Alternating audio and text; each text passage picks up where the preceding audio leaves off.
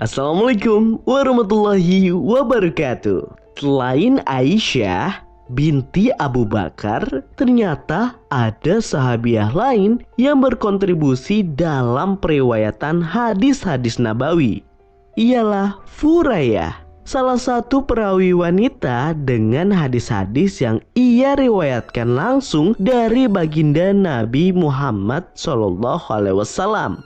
Ia menempati kelompok sahabat dengan derajat sahabat tertinggi karena dirinya menghadiri Bai'atur Ridwan pada tahun ke-6 Hijriah bersama Abduzar Al-Ghifari, Syal bin Sya'ad, dan saudara laki-lakinya Abu Bakar Sya'id Al-Khudri. Furayyah berasal dari Bani Qadaroh, kabilah terpandang di antara penduduk Yastrib. Ialah putri dari pejuang Islam terbaik Malik bin Sinah bin Ubaid bin Syalabah bin Ubaid bin Abjar radhiyallahu anhu. Ayahnya memiliki semangat juang yang sangat tinggi sebelum perang Uhud berkecamuk. Ia berniat mengikut sertakan anak laki-lakinya Abu Sya'id Al-Khudri radhiyallahu anhu yang saat itu masih berusia 13 tahun. Walau ia merasa bahwa jagoannya itu sudah siap bertempur di medan perang, Rasulullah melarangnya mengingat usia Abu Sya'id yang masih belia.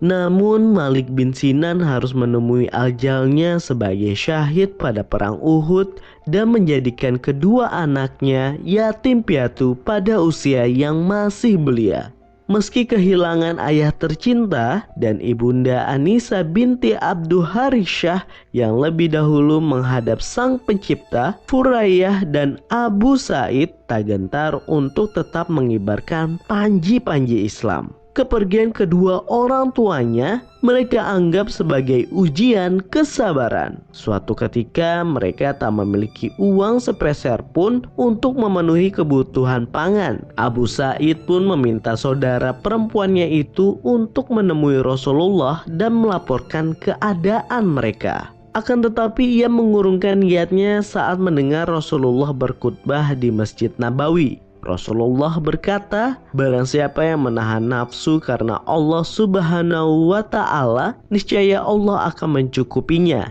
Dan barang siapa yang meminta kekayaan karena Allah, niscaya ia akan memberikan kekayaannya. Mereka berdua pun memantapkan dirinya untuk terus bersabar dan yakin bahwa Allah akan selalu mencukupi mereka.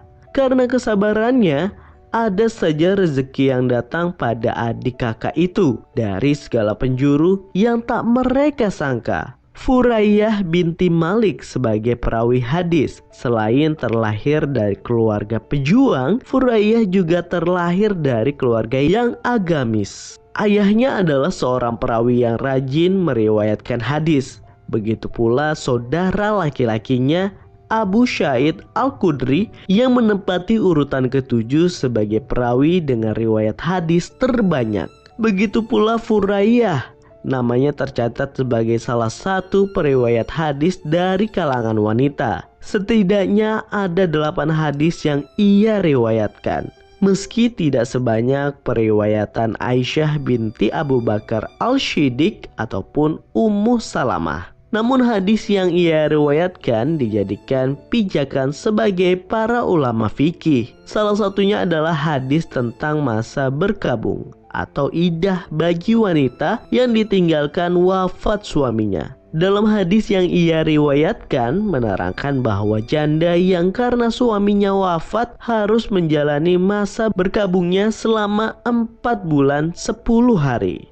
Telah menceritakan kepada kami Abdullah bin Maslamah Al-Kanabi dari Malik dari Syad bin Ishaq bin Kabin bin Ajrah dari bibinya yaitu Zainab binti Ka'ab bin Ajrah bahwa Al-Furayyah binti Malik bin Sinan yang merupakan saudari Abu Sa'id Al-Khudri telah mengabarkan kepadanya bahwa ia datang kepada Rasulullah Shallallahu Alaihi Wasallam meminta izin kepada beliau untuk kembali kepada keluarganya di antara Bani Qudrah, karena suaminya keluar mencari beberapa budak yang melarikan diri, hingga setelah mereka berada di taraf Al-Qadum, ia bertemu dengan mereka lalu mereka membunuhnya. Aku meminta izin kepada Rasulullah Shallallahu Alaihi Wasallam untuk kembali kepada keluargaku, karena ia tidak meninggalkanku ada dalam tempat tinggal yang ia miliki dan tidak memberikan nafkah. Ia berkata, kemudian aku keluar hingga setelah sampai di sebuah ruangan atau di masjid, beliau memanggilku dan memerintahkan agar aku datang.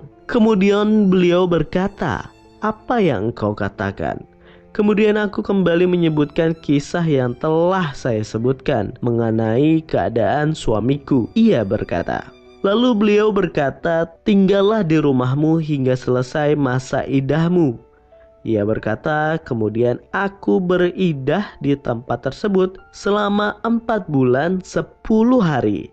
Ia berkata, kemudian tak kala Utsman mengirim surat kepadaku, ia bertanya mengenai hal tersebut. Lalu aku kabarkan kepadanya, lalu ia mengikuti dan memberikan keputusan dengannya. Hadis tersebut terdapat dalam Sunnah Abi Daud nomor 2300 serta pada periwayatan lain dalam Muwatta Malik nomor 1250, Jami At-Tirmizi nomor 1204, Sunan An-Nasai nomor 3528 dan 3530, Sunnah Ibnu Majah nomor 2301 yang seluruhnya memiliki derajat hadis sahih. Nah, gimana teman-teman? Menarik bukan? Yuk teman-teman subscribe channel ini dan aktifkan lonceng notifikasi. Dan jangan lupa like, share, dan komen juga video ini sebagai bentuk dukungan untuk channel ini dan terus membantu anak-anak muda curhat dan belajar bersama tentang keislaman. Assalamualaikum warahmatullahi wabarakatuh.